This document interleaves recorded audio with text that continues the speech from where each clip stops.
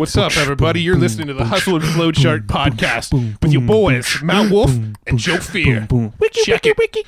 What's up, everyone? Welcome back to the Hustle and Flowchart podcast. My name is Matt Wolf. I'm here with my business partner and co-host, Mr. Joseph A. Fear. Now everyone knows my full name. Now middle name is A. Your middle name is A. Yep. Today we've got a really, really cool guest, and he's someone that we've actually looked up for a long time, and we sort of kind of studied for a long time. And we've been a fan of what he does. He puts on a thing called the Internet Marketing Party. He does it every single month in Austin. He does it at least once a year in San Diego. So we obviously go to every single San Diego one. We've been to a couple of the Austin ones. His name is David Gonzalez, and in this interview, we were trying to dig into how he does his networking and how he has such a massive network and how he's ramped up the Internet Marketing Party and just all of what goes into putting something like this on. And with this interview, he had actually a hard time really piecing it together. I think he's still trying to figure out exactly how this whole thing came to be. I think he's still putting together how I built such a big network. How is this Internet Marketing Party such a success? How have I built such a big brand in this industry? And it was just really fascinating to listen to this sort of stream of thought of how this all came about and how his upbringing and his childhood and those various contacts that he made over the years sort of all led to this culmination of this massive brand in the Internet Marketing Party.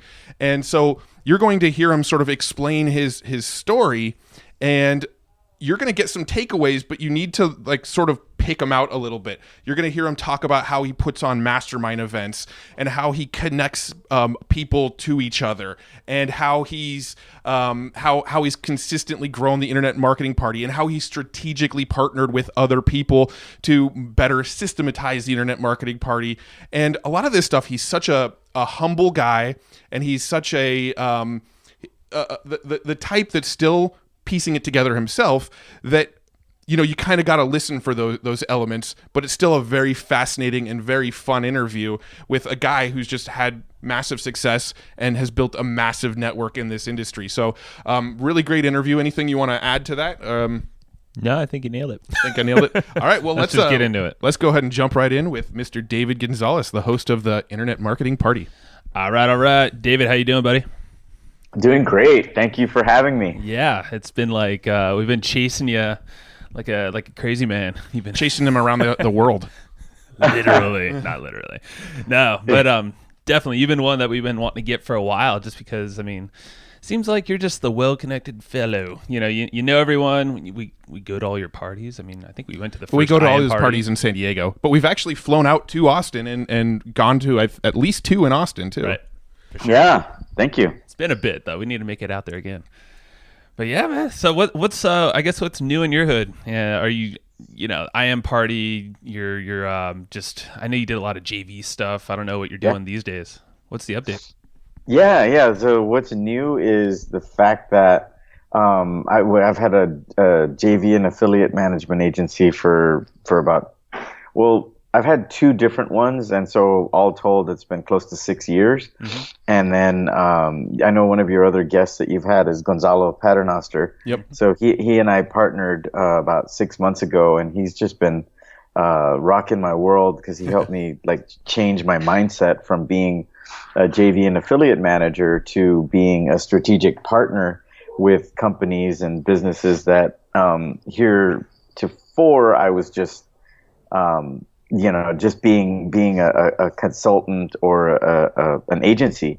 Right. And now we're doing partnerships with folks because he's helped me realize that my network and my connections and my knowledge from being in this industry and being in masterminds with the biggest names in the industry have made it to where I didn't wake up. That whole thing about the frog in boiling water, although I've heard it's not, that's a fallacy. It's not really true, but you haven't tested it? The metaphor holds true though, right? Like if I've been thinking of myself as a connector and a JV guy for so long that it didn't occur to me until Gonzalo came around that dude, there's so much more opportunity that I could bring a company Yeah. Because at the end of the day, the reason people hire our agency is for traffic. It doesn't matter.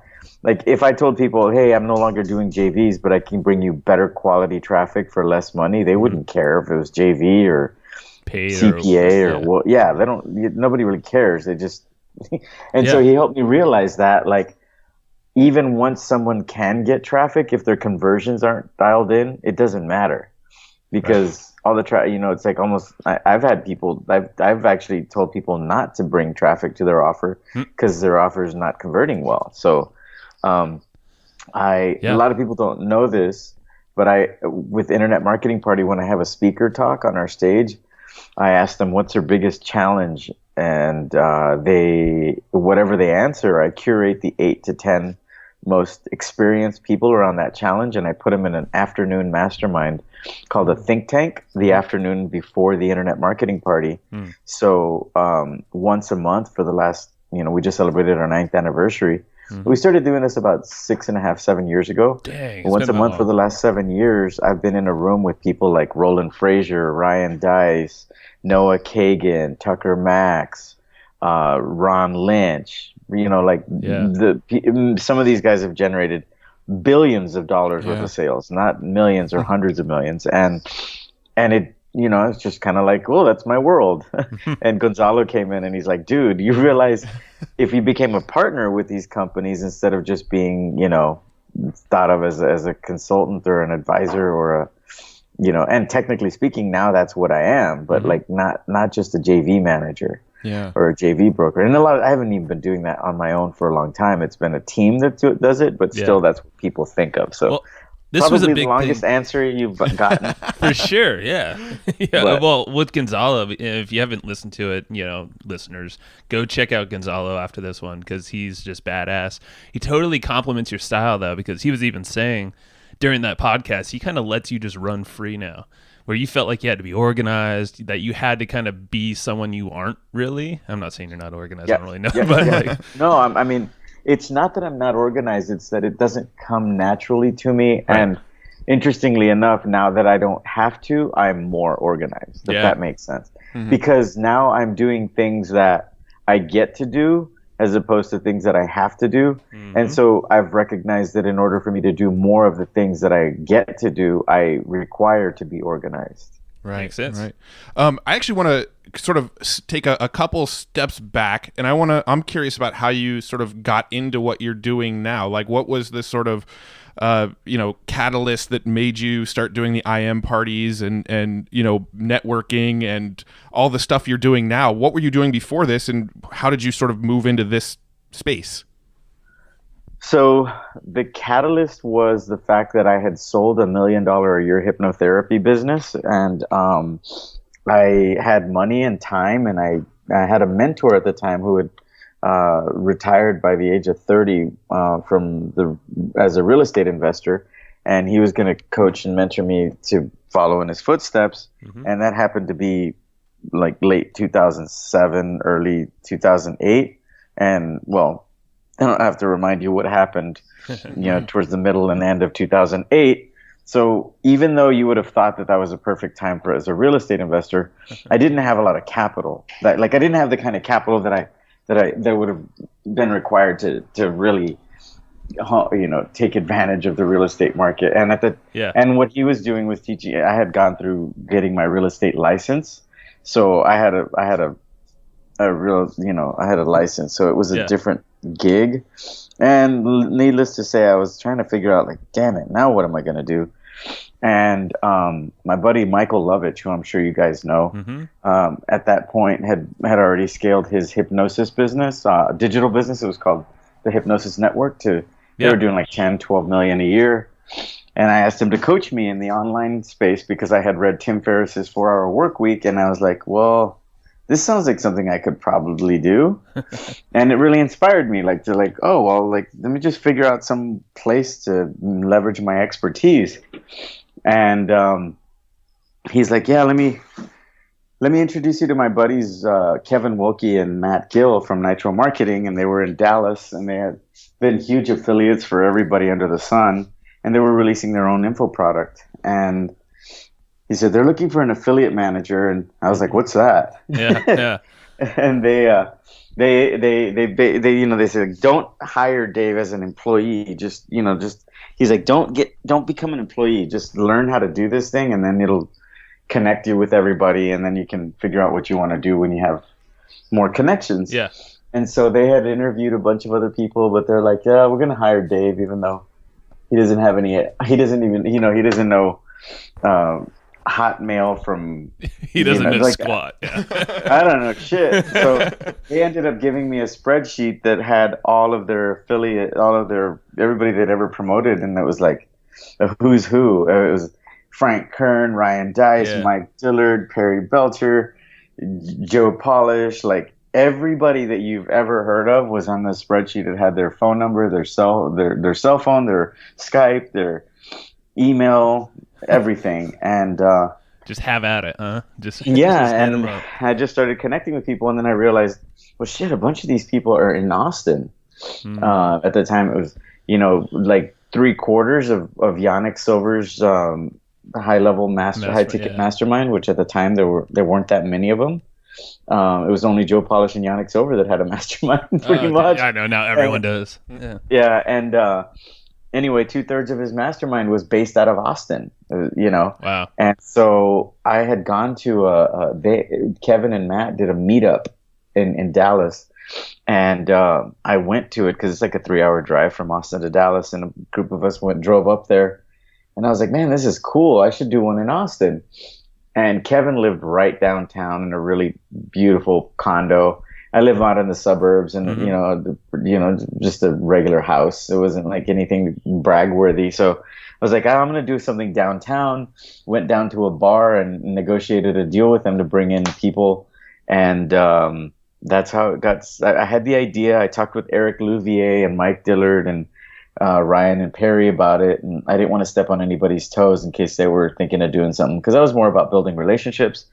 And Eric was really active in what's called the Warrior Forum, and he posted something in the Warrior Forum saying, hey, next month Dave Gonzalez is doing this thing, and he forwarded me a copy of it, and I was like, oh great. Now I gotta do it. Now I got to. So that was that was in September of 2008, and that's that. We've done it every single month ever since then, and people keep coming, so I keep doing them.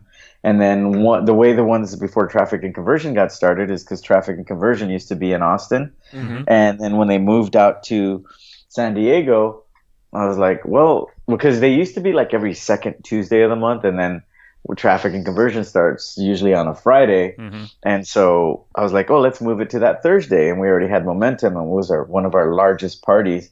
So we started doing it in conjunction with other events, and when they moved to San Diego, we started doing it there. Actually, we had already gone to San Diego. We did the one with Frank Kern. You did, yeah. We were there at that one for sure. So same place, same location. Yeah. Yep. And I think you need a new location now, though, in San Diego. You're like maxing that place out in San Diego. Yeah. So we're gonna have to raise prices because Gonzalo's idea. He's like, dude, it's ridiculous. People pay between $4,000 to $6,000 all told, not just a ticket, but like hotel, airfare, everything. And then you've got a $30 ticket. It's like, it's laughable. Yeah. He's like, and that would be okay if it weren't the fact that like you literally had to tell people like, sorry, we're sold out. So that like, it's not like you can just keep making the venue bigger. That's true. Yeah, so you do these networking events every single month? I didn't realize they were that frequent in Austin. I mean, so as soon as one is over, are you just like back to work on prepping for the next one? Well, I mean, we have them lined up usually for 3 to 6 months out in advance. Oh, got it. Gotcha. Well, so it's not like, So I guess like I'm thinking of like when you first got into this whole thing, you had that Rolodex of like the highest name guys in marketing. I mean, you were just going in blind. So I think your like skill set just like, I mean, it seemed like you're already a go-getter. You can approach anyone, but you didn't even know who these guys were. So it's probably even easier to kind of kickstart things. How has that turned into like now? Like, do you have partnerships with these guys? I know you did a lot of JV deals, so you kind of brought two people together, like you were saying, bring traffic and all that. So is that something that still kind of last to this day? I know you're doing more partnerships.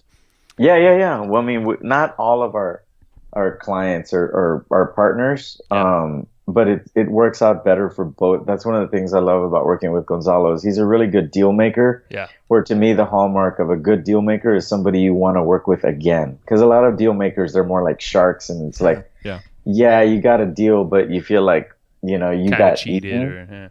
Like, I don't know that I'd want to work with them again, kind of thing. So to that point, we have some clients still, and we'll still bring on clients. It's just that, it's more enticing to work with people who want to partner with us, because then we can bring more of our heft, more weight to the table, and really, because it's like now it's hard to see the other way. It's hard to be like, but we will still bring on clients, because sometimes it just makes better sense in both directions to, if somebody's already got proven conversions, there's already a lot of overlap with our network. They just want somebody to do the work. Well, we have affiliate managers that can do the work, and there's not a lot of, if they go to the same masterminds I go to, and they know a lot of the same people, that instance wouldn't be a good deal for them, and I don't know how much we could feel good about like co-owning that product. Right. Now you're probably the most networked person we know. More sort of high level entrepreneurs and business people and like uber successful people than probably anybody else that we're personally connected to. Now, would you say that you're sort of naturally a good networker and that's why you did the IM party, or do you think that's a result of doing the IM party? I think it's a combo of both. I think it's one of those chicken or the egg things, right? Because I used to think that it was my mom's gift of gab that made me this way, but when my father passed away, when I gave his eulogy, I realized, wait a minute, like there's so many people that loved my father. Like my mom was known by a lot of people, and she knew a lot of people, but my father was loved by a lot of people. And so I think that combination of, because my dad was more, he wasn't an introvert per se, but he was more like, he wasn't as much of a gregarious, outgoing, bubbly person.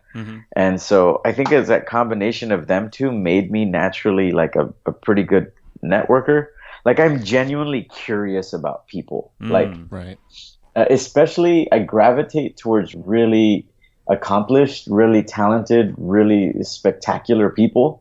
Like but it doesn't stop with people. Like when it comes to really, like, have you guys ever been in somebody's tool shed or like a workshop with somebody, and then like you see like some really specialized, really badass piece of equipment, like or tool that's like obviously made in like Austria or Germany or specialized thing, like, and it's just like, what is this? Like I'm just fascinated by stuff like that. So I don't think it's just people. It's like anything that's exquisitely talented or specialized. Like I'm just curious about it. Like I'm intrigued by mastery, specialization, things like this. And I think because I'm attracted to it because I want more of that, but I've always felt too lazy to do it myself. So it's kind of like, oh, well, I here's a way that I can kind of like learn about it without doing it. Well, no, you literally, I guess that inherently attracts you to talented people, and they might not be the most successful, but they have this brain, they have some kind of thing that's shining. But it allows you to show it off to your audience. And it's really fascinating. And the other cool thing that Gonzalo's done for me is helped me realize that I'm a genius that's been walking around thinking I was a dumbass because I've been hanging around with so many geniuses. That like, I mean, but he helped me like wake up to the fact that like when I was in second grade, I got the second highest, the standardized tests that they give you in the whole school. Damn. And like, there was all kinds of other signs and signals that I was really, really smart. But then my parents got a divorce, and I grew up in a kind of a rough part of South Texas, and I think I didn't really have a lot of things going for me to help me like really flourish and kind of blossom as a really smart person, like the people that I tend to curate and put on my stage. Yeah. But that's changing. Yeah. Well, so I mean, we've known you for a long time, and you've been always connected to everyone. But it feels like just recently, or maybe not just recently, but just in the last handful of years, you've really started flowing. And you like found some other level, some other gear. Now you're just kicking into. Yeah, I think some of that has been, interestingly enough, now, like, I don't want, like, I just want, before I say what I'm about to say, I'm really starting to feel self-conscious about, like, I feel like we're just talking about me and my story and stuff as opposed, like, I want to make sure that your listeners get value. True. This is fun for me. Like, everybody likes talking about themselves, but, so we'll jump into stuff that your listeners can get value from. Cause I mean, hopefully they'll get value from my story, but like, I want like, stuff. You're good. Yeah. No, we'll roll. So, but yeah, like I think, I'm 5'2", 5'3" with shoes, like, I'm a small dude. And, I think I didn't realize until after I started, jujitsu and I won a gold medal in my first tournament, how much of an impact being, such a small dude. I mean, I'm smaller than a lot of women, and that was the case ever since I was in school. And so I think that was one of the things that made me such a good networker, is that I was so small that like I felt like I had to saddle up with or team up with bigger, faster, stronger dudes so that I could like, not feel like, oh, well, I mean, because I remember hitting puberty around, 5th, 6th, 7th grade, where it was like everybody was friendly and cool and fun, and then all the boys started liking the pretty girls, and it was like this competitiveness thing, like the mammalian instinct started kicking in, and and like I didn't feel like I could compete with my friends that were starting to become athletes, and like I was never picked, like I was almost always picked last when we would play like group sports where there was a team captain and stuff, and that shit took a lot of toll on my self image and my self esteem and stuff. So I think that's where my connectorness started, is like I was like, oh well, I'll just become really good friends with the most popular group, big person, athletic people, and I would like I was kind of like the class clown and the funny, gregarious, like kind of thing. And I think between that and my parents is where that got started.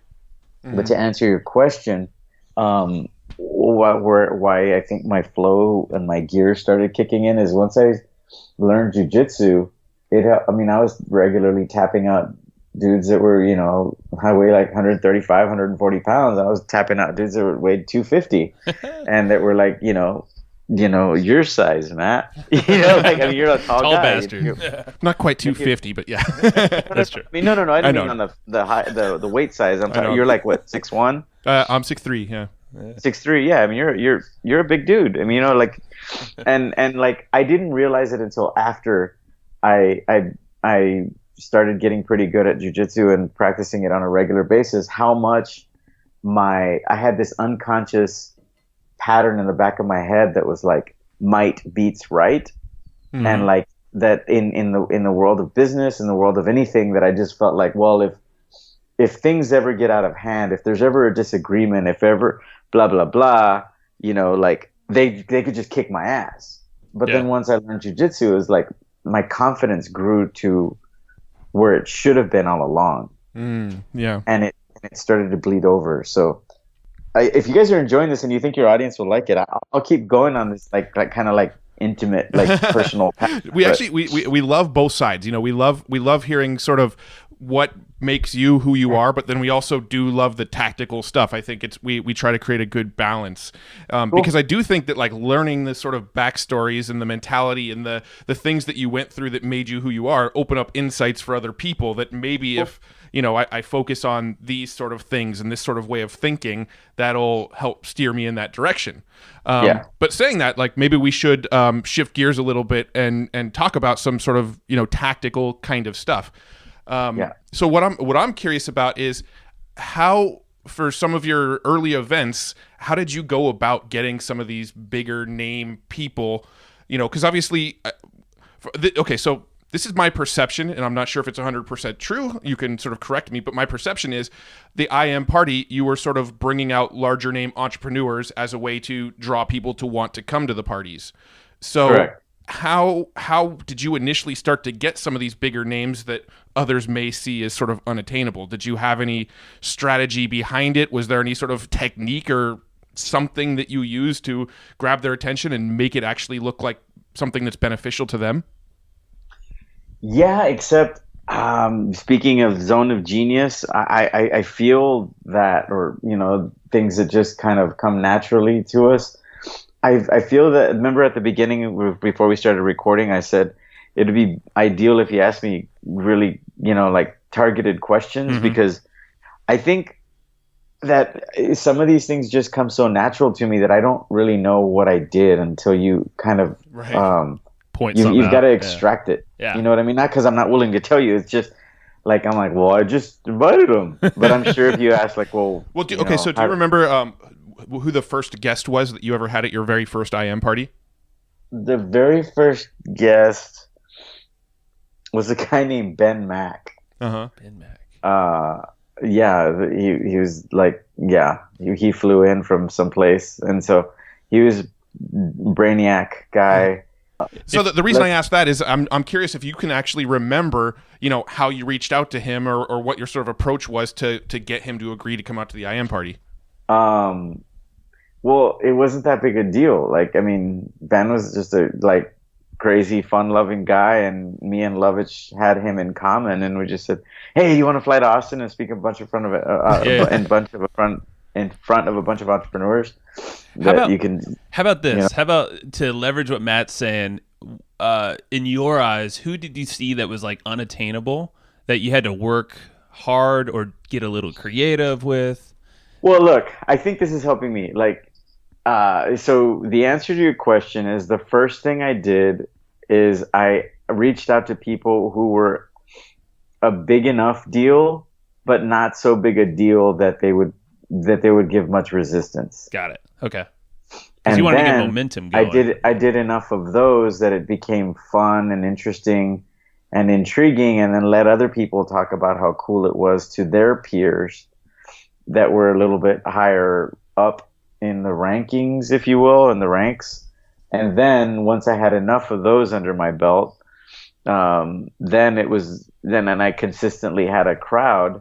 Then it was just a matter of, reaching out to people that were, more unattainable and building a relationship with them and just casually going, "Oh, by the way, I run this thing. If you ever want to come, you should, it'd be cool." Right. Instead of making it like a big thing. And this was, because during this whole phase, I know, just from knowing you were doing other things. It wasn't like it was your main focus, Right. It's never been my main focus, and much to many people who love me's chagrin. Yeah, for sure. So, yeah, it's interesting. I remember talking with Gonzalez, too. So, obviously, you hustled your ass off for years. He was saying now with him around, and I don't know if this is Gonzalo or you or combo, now there's like one or two people actually running the thing in Austin.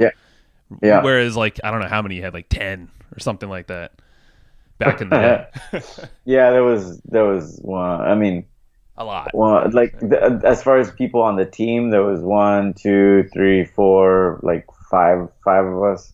And it's funny because in hindsight, but it's just one of those things. It's like that frog in boiling water thing again. You just don't realize how much inefficiency there is in certain things until somebody comes in and goes, "What?" Shows you a whole new light. Yeah. Yeah. So I mean, kind of what I'm hearing is that, the whole progression of you being this sort of networked guy with all of these, high, these very successful business people was just sort of a natural progression. There was no real tactic behind it. It wasn't like a methodically planned out thing. You just kind of, due to your upbringing and your sort of personality, it just kind of naturally happened. And it's sort of hard to explain how it happened. But it just kind of happened because of just who you were being with these people. So the sort of thing that I would like to shift into then is let's talk about the IM party and what goes into the IM party, because you did talk for a minute about the mastermind that you do with the think tank that you do with your speakers, and that's something that obviously a lot of people don't know. So can we talk a little bit about what goes on behind the scenes of getting one of these parties set up? I mean, what goes into getting people through that door? Obviously it gets easier and easier with each event because the word spreads, but in the early days, what was sort of your tactics to get people into the door? I think a lot of it was hustling, like just, we had a lot of relationships with a lot of other people. Like, at the time it was me and Lovitch were the one. Like first I started it, and then Lovitch came on board as a partner to help me with the branding and everything. Mm-hmm. And we would just reach out to folks. Like I'd be like, "Oh, who would be cool to be on the stage that would get drunk and like have fun, and we could stay up with all night and stuff." Yeah. And so it was really I kind of feel like it was what was the question again? Because I'm just curious about what went into sort of your marketing efforts to get people there. I mean, it's funny because, man, I don't know if there's ever been a party where someone doesn't ask me, that comes in from Houston or Dallas or San Antonio, or they're like, this is my first party, I've been hearing about it. How did you get it started and stuff? And it's like, I almost feel like it's one of those unfair advantages that I had by being at the right place at the right time. Like I really don't know that if I was to start internet marketing party today, like if no one had ever done internet marketing party, mm-hmm. and I was to try and start it today, I don't know that it would be like if I could make it as long running and successful, because like now so much has changed. Like there's podcasts, there's blogs, there's so many different channels, there's virtual summits, and like even internet marketing party, getting our like main headliner for San Diego is becoming challenging because there aren't that many people that are big name that aren't everywhere already. Like, okay, so there's Gary Vee, there's Tim Ferriss, and there's Frank Kern. Other than them three, who else would you be like, oh my God, Elon Musk? Yeah. Right, but see that like at that point, you're right. I know you're in outer space, like. Yeah. Well, I guess what I'm hearing, because I was thinking the same thing. It's almost like you set yourself up in this perfect location without even knowing. You had this group of friends, and then you got this Rolodex. So obviously you got like the freaking open door to just contact people. But I'm thinking you also did hustle your ass off. You were in masterminds. You mentioned that. So, I mean, like, I think a huge part is, because I know just from us, we run like a little meetup. It's like a beer meetup. But I think all of that was a direct connection for us, at least personally, through masterminds, making connections, hustling, getting a little different with our thought patterns, and getting creative with like actually holding an event, because a lot of people won't even go that far. Right. Man, I'm feeling really self-conscious about this interview. I don't know that I'm bringing any real value to your people, other than if they're just like, oh, this is an entertaining, like just casual listen. Here's what I'll tell you. Based on what you just said, is that I kept doing it because it was fun. Okay. Yeah. It was like, for years I've said that internet marketing party is like the funnest time of the month for me. Like, ooh, it's never been about, like, I mean, I've wanted to monetize it, but that hasn't been why I did it. Like, it wasn't like if have anything, to. You wanted to do it. Yeah. So I think what I'm trying to get at is like, this is one of those weird. Ezra Firestone told me once. He was like, "Dude, you've got the biggest, most well-known brand in the IM space." Probably true, yeah. It was what? I said that's probably true. From our perspective, I mean, everybody's heard of Internet Marketing Party. Yeah, but it wasn't just that. It was, you've got the biggest brand in internet marketing that hasn't been, like, that doesn't have any product or that's true, or like launch or thing behind it. Like every other brand, from Frank Kern to Digital Marketer to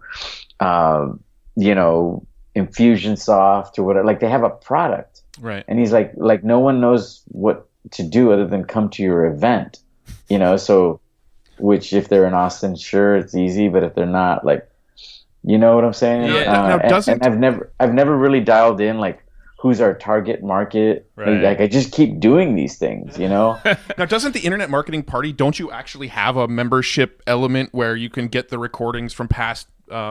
We do, and that's one of the things that we're working on, and it's taken me forever to figure out is, all right, it needs to be called something different, like the online membership or something, or the online club. Because when people think of the Internet Marketing Party, they think of the event, whether it's in Austin, San Diego, or anywhere else. And we're distinguishing that there's a membership side of the thing. I gotcha. So I think it's just funny. I'm kind of like digesting this whole conversation. I think you're like the most humble, like, guy that has done a lot of shit. You know a lot of cool people. You have this badass party and this big following. You obviously have the JV stuff, all these partnerships, and it's just kind of like, but it's cool. I love it. Here's where some of that comes from. There's two places that comes from. One is that I've suffered a lot over the last, 6-7 years, where I was spending so much time around so many rock stars in our industry, and I was not making a lot of money. Right. And it sucked, quite frankly. It sucked to have that much. Like, I mean, don't get me wrong, I'm not complaining. It's just in those moments, it sucked to, that whole quote from Tony Robbins or whatever, that, you're the sum of the 5 people you spend the most time with. Sure. Well, I suffered from that comment because I was like, damn it, when am I going to shine? When is that and so I think I'm still like kind of like washing that off of me. Like, that's what you're hearing is humility. Yeah. And also because I don't feel that I just feel like I was just like, I've just been like the little engine that could, like, I just, like, I've just kept going, but it wasn't like I had this like brilliant thing where I was like, okay, here's my plan. Here's my strategy. And this is what I've just been like sticking it with it, staying in the game. And so I'm not really trying to be humble. I'm just like, and because so much of it is invisible to me, like, it's hard for me to know what I did because I just did it. You didn't overthink it. You stuck with it. I mean, I'm seeing a lot of commonalities between us and you, like what you just said, hanging around all these rock stars, these people. I mean, I've been business partners with some big name people that, and I've same exact thing, man. For a good 5-6 years, I was just scraping by, credit card debts, all that shit, and moving around. And so, but always willing away. And then finally, when it hits, you're almost like, you don't even see it coming because it just hits. Well, that's what I think is so interesting about this interview too, is I think that so many of our listeners, so many people that are going to tune into this podcast are going to relate to so much to what you're talking about. Maybe it's not, I've had these giant networks of people, but when is my pocketbook going to start to feel it? But it may be, I've bought 100 courses and I've been through all this training and I've been in masterminds. Why hasn't that paid off? People are going to relate to that sort of story. They're going to relate to, I know where David was when he was, building something amazing that everybody thought was awesome, but, it was more rewarding for everybody else involved than maybe him, right? So I think that is so relatable, and I think that's what makes interviews like this and discussions like this, where it just does get personal and it does sort of dive deep onto why this stuff happens. That's what makes it such an interesting conversation. Now, but I do want to touch on something because, you mentioned that you don't quite totally understand how it all happens, but then every once in a while you sort of like point out something that you do in your business that you sort of were methodical about. So for example, when you get people out to speak at these events, I was asking, like, how do you get some of these bigger names? Well, in the very beginning of the episode, you kind of mentioned we do this think tank, we do this mastermind where we ask them what their biggest problem is, and then I tap my connections and bring out 7 or 8 people to come and talk to them and focus on that. Well, that's a very tactical thing that other people can do. They can go out there and they can say, if they want to network with somebody, they can focus on other people's problems. They can focus on, what what's the biggest nut you're trying to crack right now, as Brad Costanza would say. What's the biggest issue in your business you're trying to get around, and then figure out, okay, who do I know that can help that person solve that problem? If I make that connection between those two people, then everybody involved is now a much deeper connection to me now.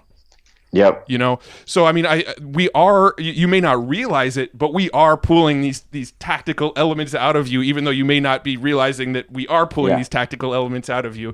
But so my next question actually revolves around this mastermind thing. Now, let's say you're getting Frank Kern out to the event. Frank Kern has an issue in his business, and you're going to think of 7 or 8 people to bring and mastermind with Frank. Those 7 or 8 people, what is their incentive to come out and sort of teach Frank to get over his roadblock? Does that make sense?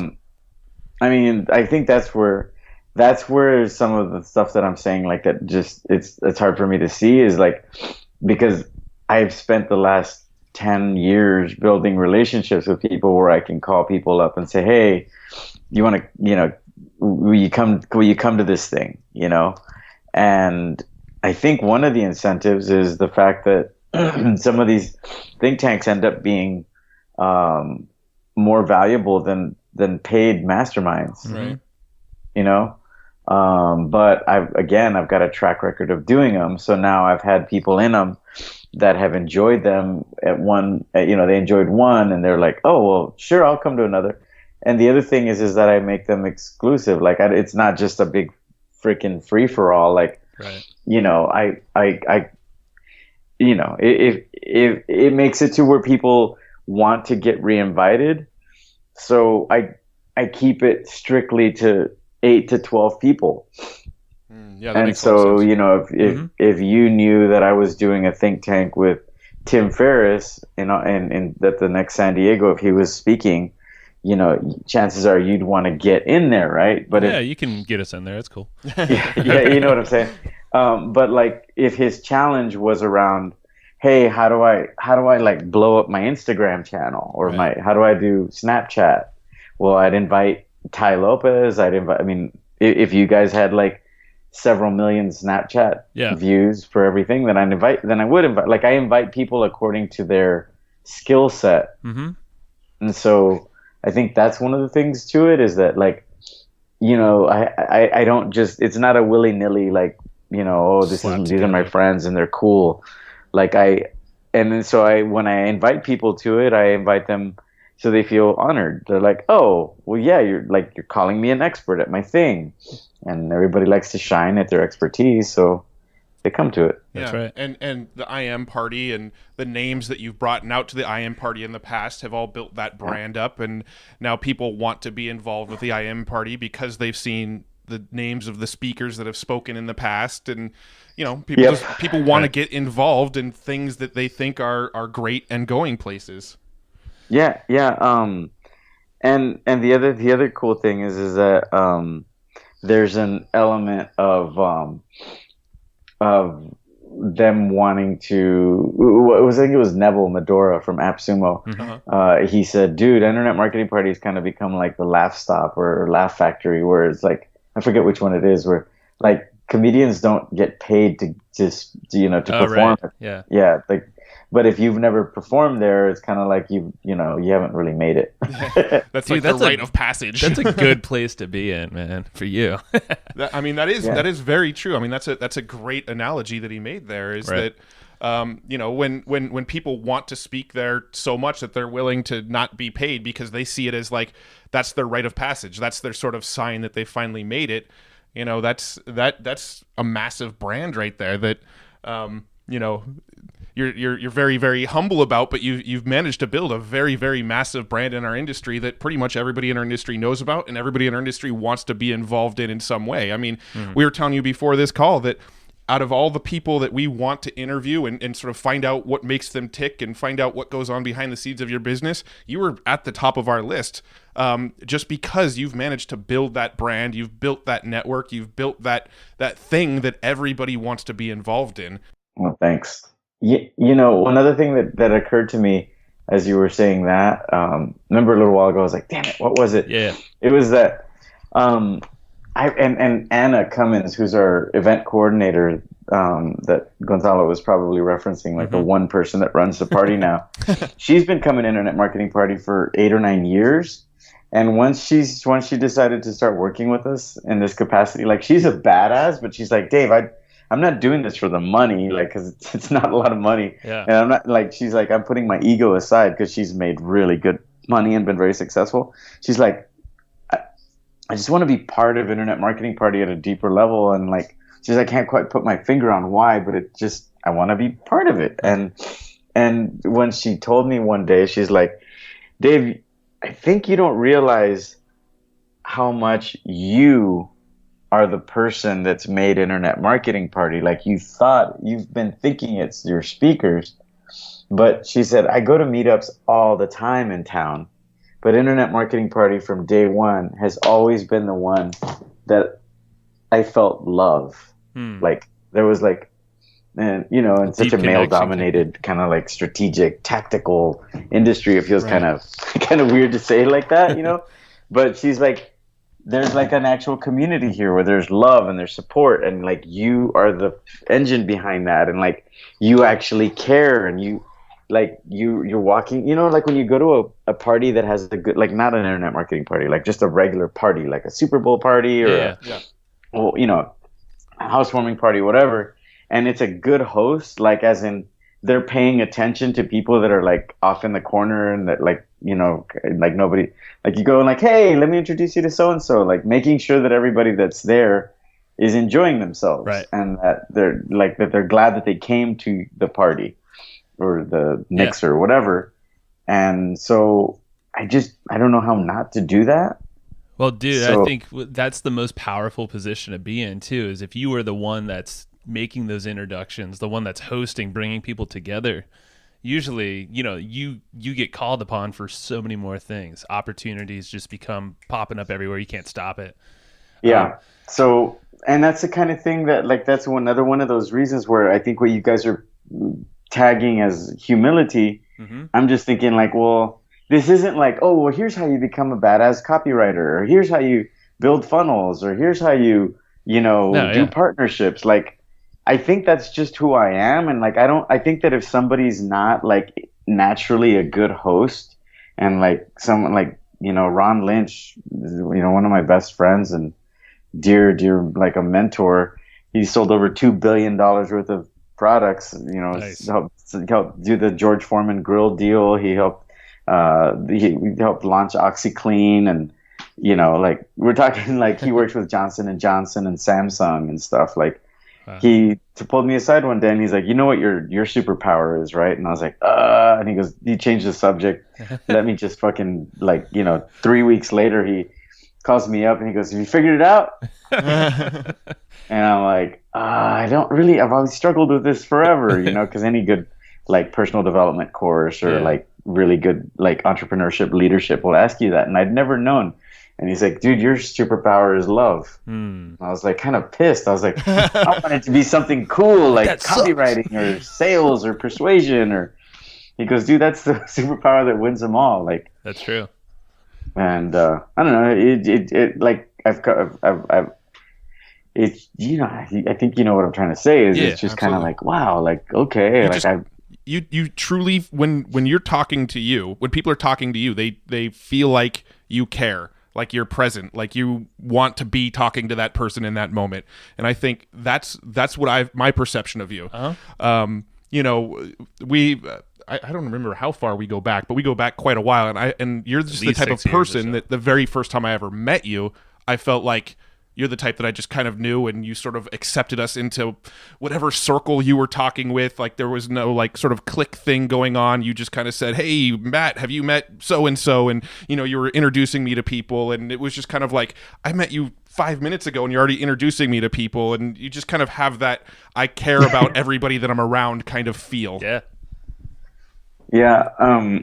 And interestingly enough, that's been one of those things that like, just because that's how I roll. And there's been times when I've been that way because I was like I don't really know what to say, so I'm gonna like introduce somebody. You know what I mean? Yeah. It's like that's why I'm saying, dude, like, I think what you guys are picking up on humility is me saying, like, shit, man, some of the things that I do that get me really good success, like, I'm not like, Yeah. I'm not like, oh, here's my next tactic. Or Yeah. I it's hear like, you, man. I'm feeling awkward right now. Hey, have you met so and so? You guys talk, and that way I just disappear in the background and be uncomfortable. Dear God, says the guy that brings hundreds of people together every month. Well, I mean, if you think about it, sometimes at the parties, like, I'm just like, sometimes I don't want to talk to somebody, Sure, and I hear you. that'll be why I'll be like, like, hey, I'll be right back. I gotta go run and do something, and I'm just like, You sit in the back and Go hang out in like, the I'll bathroom just go stall. talk to somebody that's on the team and be like, so how's everything going? they're like, shouldn't you be out there talking to the guests? That's No, awesome. I honestly hear a lot of you and me a little bit, and not saying I hold a big events and all that stuff, but the similar kind of thing, connecting.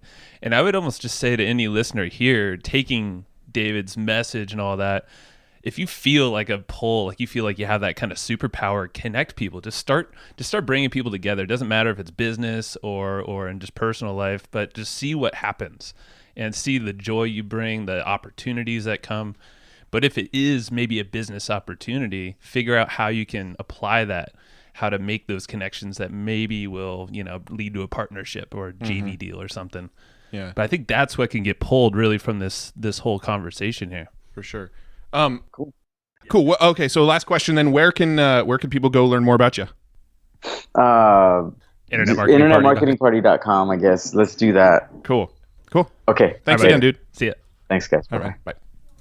So that was it was an interesting podcast. It was a good one. It was it took a little different direction than we were planning, but I think now that you listen to David's story, it's fascinating to see kind of this arc of that. It's almost started from the days of elementary school, like he was saying in his family, little engine that could. I like that whole reference. And I think he become so relatable, and how, if you have any of these skill sets, or even if you don't, you can kind of see the thinking that goes behind this whole orchestration of events that's happened. And we didn't get to go into detail of everything, because there's a lot more that makes him tick, but hopefully you pulled out some golden nuggets there. And some of the tactics, actually, Matt and I were talking about right after we finished the call recording. David does some really smart things. And one example, so like when he promotes these internet marketing parties, he usually has these Facebook pages and threads. It's like a Facebook event page. Yeah, and so he does that for every one of his events, I believe, at least for the San Diego versions. But he tags every single person who has purchased a ticket. So he makes it well known that, he's realized that you're coming. He's tagging you, but then he also asks, like, hey, so-and-so, what's one thing that you're struggling with, or what's a problem that you can have that you're having right now that you need some help with? And he literally will answer one by one each person and connect people. Yeah. And he'll say, like, hey, Sam over here has a problem with SEO. Bob is like the best SEO expert I know. You guys need to chat. And then he'll just leave it at that. And that's like the kind of stuff he does in person. Yeah. But online, like, it's just, I don't think he even thinks about it. Yeah. But it's like and this is where we gathered from this conversation, is like he literally just does it subconsciously, but it's so methodical. Well, it becomes such a part of who he is and what he does that he doesn't realize that it's what he's doing anymore. Yeah. It's literally just, this is what I do, and I don't put too much thought into it. So he doesn't see it as tactics or Right. a strategy or anything. That's just who he is. And like you were saying, he does that thing where he tags people and connects people online, and he does that in person. And we talked to him a little bit about like how he grew this thing, and he was sort of giving these sort of humble responses where he just did it, and there wasn't much thought behind it, and it just somehow worked. But when you really break down a lot of the things that he said, there was things that he did that you can take away from that.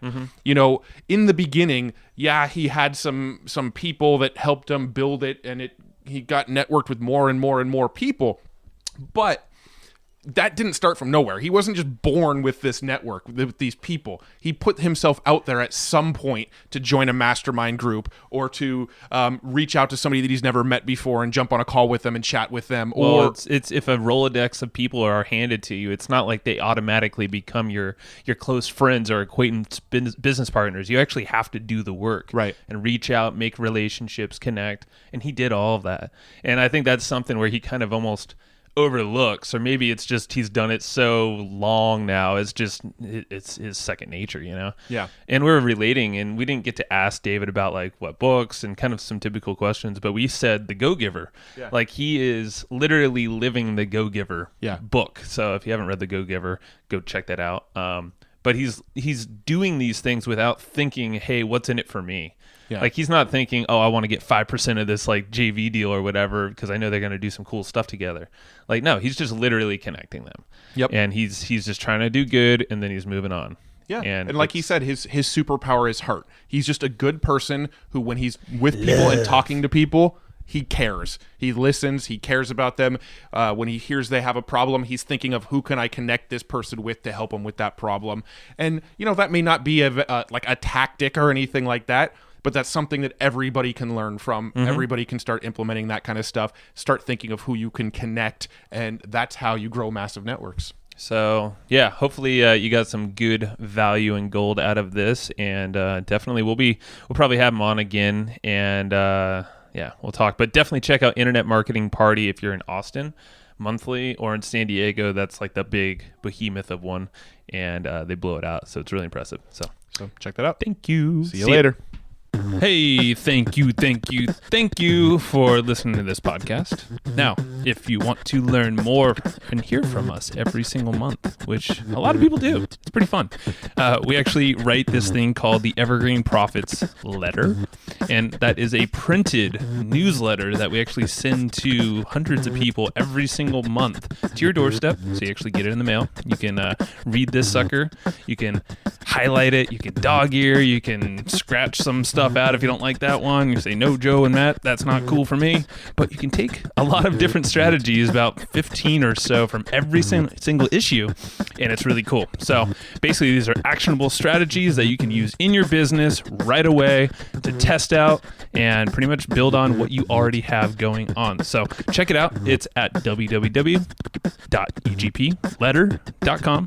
It's pretty amazing. And you should go check it out to see what it's all about. Boom.